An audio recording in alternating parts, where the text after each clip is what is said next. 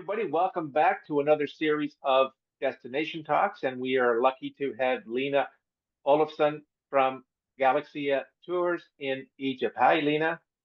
Hi, John. Welcome. So good to have you, and we get to be excited to be talking about our Egypt tour that we have planned for you in February 2026. And lucky that I was able to be there in Egypt for the Agricultural Tour Operators International meeting back in September, and it certainly opened my eyes to Egypt, the beauty of it, and everything that has to offer. I'm happy to hear that. For every person that likes my country, I'm becoming a happier person. Yeah, no, it certainly it was very exciting to see it, and I guess as I'm going through this on the conference with everything that we saw, very able to see what's included and how we can provide a great tour. So, are you ready to get into it? Yep. All right, let's talk about Egypt. So, this trip is February 22nd to March 9th of next year. So it's 16 days, 15 nights. So we start off, we're flying from Atlanta, Canada to Cairo. So one of the spots that we're visiting, which I was really excited about, was the area. What can you tell us about that area specifically?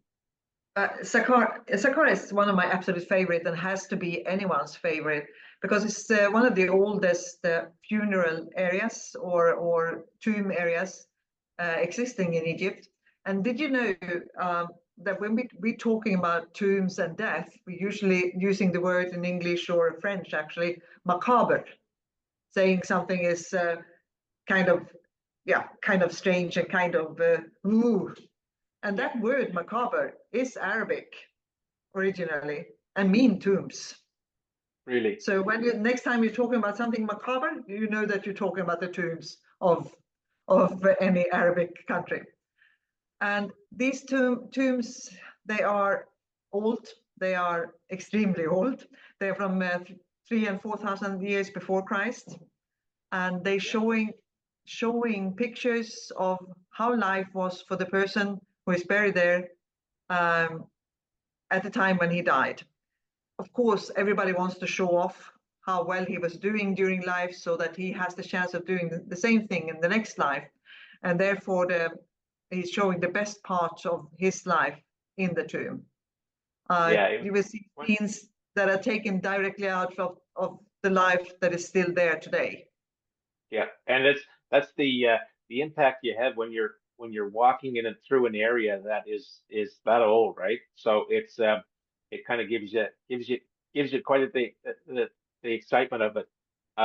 One of the other things that we didn't get to see, but we walked around it, but the Grand Egyptian Museum will be open. Is that correct? Yeah, well, or at least we are hoping so. We have heard the date now, 3rd of July. We are waiting for the officials from the presidency.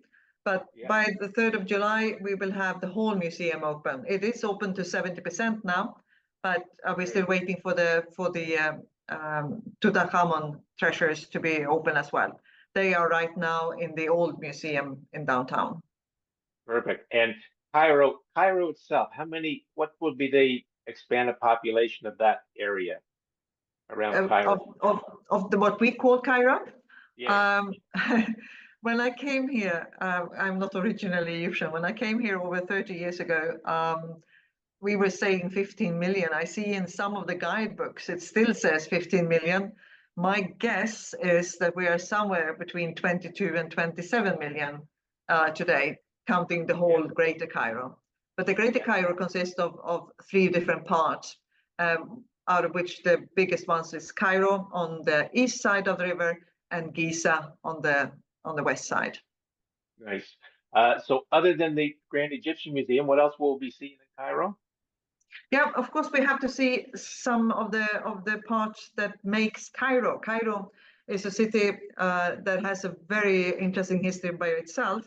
It is over 1,000 years old, one of the oldest cities in the world that is still a city as it was at the time. So we visit some of the other museum. One of them is the Geyer Anderson Museum. That is a perfect example of how the houses looked from the 1500 and onwards. And it's a real treasure. And very excitingly, one of the films of James Bond was filmed or produced partly in that museum. Wow.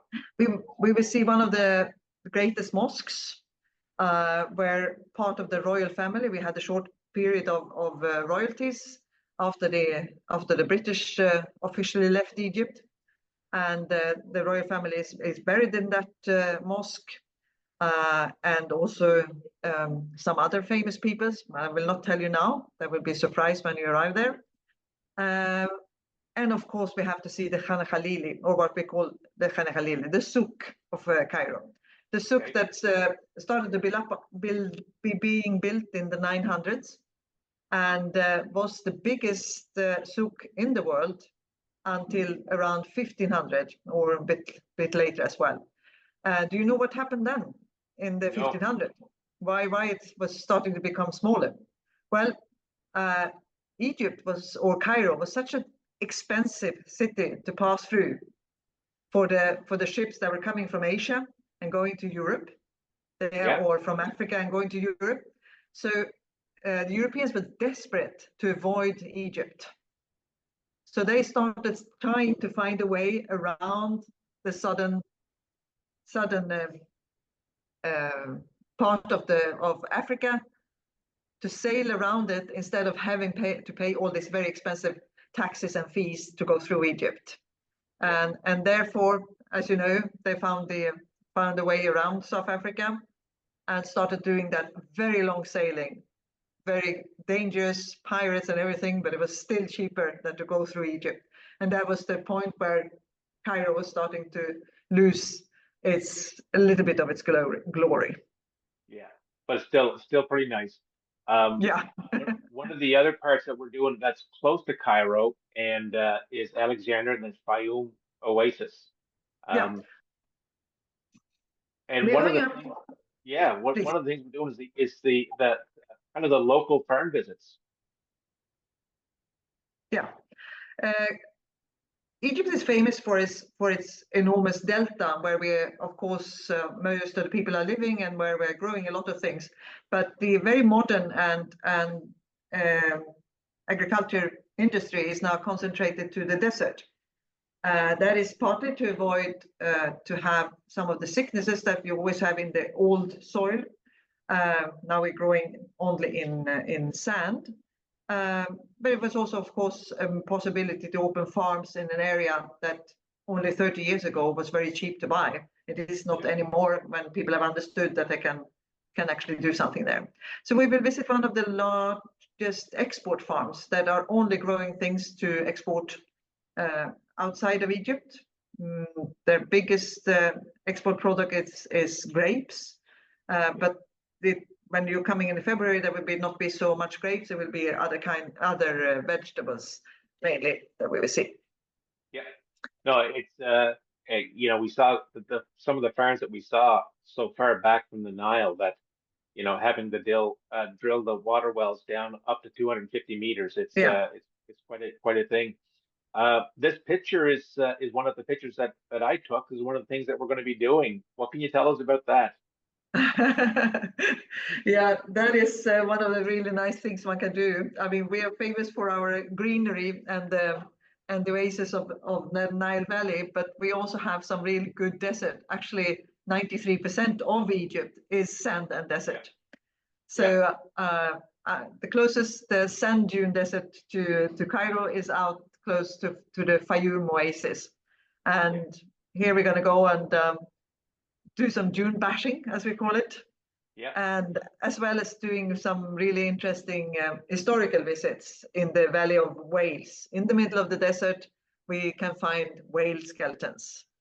Yeah, it's quite a story, and it's a lot of fun to get out there. But out there to see this whole attraction is pretty amazing that 300,000 however many million years ago that this was 35 million years ago, yeah. 35 million years. Yeah, it's pretty amazing that this is out there. And we get to try the local cuisine. We have a dinner or or lunch, I think, at the cooking school. Yeah, yes. Yeah, perfect. So moving on, so we're back into Cairo area, and this is the background in my photo is directly from there. So this Yeah. is in Giza, the pyramids. I used to have a flat with the view that you have behind you, more or less, but from the other side. It used to be the view from my flat once upon a Yeah, time. they're pretty amazing. It's Yeah. to be there and see this. Yep. Everyone has to see the pyramid at least once in Yeah, in your lifetime. It yeah, is compulsory. If you have the yeah, possibility, you have to come. And it doesn't matter whatever you saw before, they are still impressing. yeah. And of course, we get to near that same site, you get to see the Great Sphinx.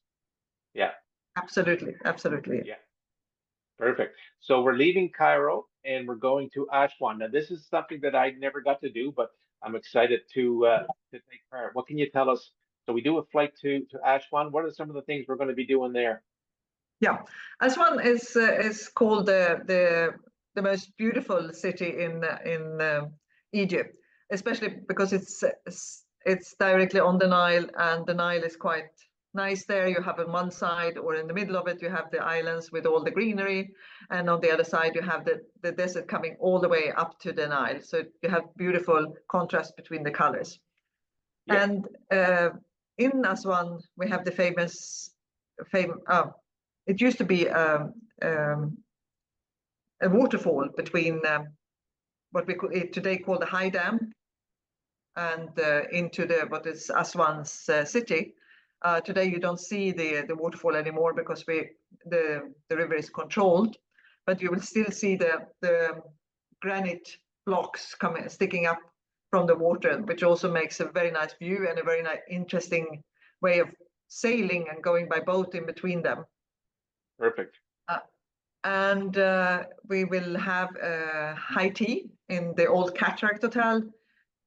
Any of you who have seen the films of Agatha Christie and Death on the Nile have definitely seen Old Cataract Hotel. Uh, and it's also one of those things that you just have to come and see once in your life. The view over the Old Cataract Hotel and from the Old Cataract Hotel is beautiful. And cataract is waterfall. Perfect. So Meaning waterfall. we finish that up with a 3 night Nile River cruise and Yeah. some nice stops there. Yep. In Aswan, we will embark our ship, which is the Steigenberg Minerva, and from there we will do a cruise northwards towards Luxor, and we will go through the Nile Valley, enjoy the beautiful scenery, and of course do some nice stops on the way, visiting temples that are among the more famous in Egypt, like the Komombo and the Edfu temples. Great. So we finish up in Luxor, and this was another area that I was fortunate to stay, and the Valley of the Kings was probably one of the highlights. Yes, it is. There's so many valleys over there. So if you want to see them all, you have to stay just 10 days in Luxor to have a Yeah, chance of doing it. But you will have possibility to see some of the most important, like the Valley of Kings. You will see the Ramses VI tomb with perfect colors, and uh, you will have visit the Valley of the Queens, which is very nicely decorated, as well as Deir el-Medina. Deir el-Medina is maybe the my favorite place in Luxor because that's where the workers were living during pharaonic time, and yeah, because they were living there, we have found after them some what we call ostraka. Ostraka means pieces of stones where the workers have been inscribing things that have happened to them, like simple books. And therefore, we know that already at that time they had approximately the same problems that we have, where some fellow workers didn't come to work because they had been drinking too much beer the day before, or that they were striking because they didn't get their beer on time. Beer was a part of the payment. Wow. And other funny stories, and beautiful, beautiful tombs. Nice. And part of do have an optional hot air balloon ride that anybody wants to sign up for, that we can do that as well. So Yeah. that would be exciting. So part of the appeal of this tour that I liked most, Lena, was the accommodations. These are amazing accommodations, and one of the ones in Cairo that we're at is the Move and Pick Media City. You see all the pools area, and of course you got the one in Helena and Auberge Hotel. So yeah, we have chosen the hotels because coming to Cairo, and you're from areas like from Canada, or myself originally from Sweden, not used to have so much people around, or not used to have so much traffic and noise. It's quite nice to come to a hotel in the evening where it's calmer, quieter, and you have a possibility to go for a walk because it's a huge resort. And the hotel we're going to use in Fayoum, it might be a little bit simple, but it has a history. You will see the beautiful pictures from the old King Farouk when he was there. And you will also recognize, like, Winston Churchill has been a guest in the hotel, and many more. Yeah, no, it's a great historical, especially that one in Fayoum. And we get to Ashwan. We're also in another Move and Pick in Ashwan, and the Jolieville in Luxor Hotel, which was really nice. Yeah, that's where we stayed when you were there. Yeah, in September. Yeah. big resorts, but you know what? It's they were very comfortable, and really enjoyed it. I found one of the things that caught my attention a lot is the local people. When you're in the hotels, uh, the the the locals are really engaging. They're happy to have you there, and felt they always will try to engage you in conversation, which was find out where you're from. So they're really part of tourism, even if they're not in tourism. They're very welcoming. So it really was a good feeling. Yeah, Egyptians love to laugh, and when they meet somebody who can give them a smile, even if they're trying to sell you something, if you smile and joke with them, they will very soon become your friend and go in kind of discussions than sales. Excellent. So we are on one other. We've got to talk about the Nile River cruise. So this is the ship that we're on. Yeah. Perfect. Excellent. So the Nile River, actually, the hotel in Luxor was right on the Nile. So you're going to get some great pictures of the sunset from the resort. So it's Absolutely. pretty amazing. So the tour itself. So of course I got a picture of me on the camel. So I was on the at the pyramids.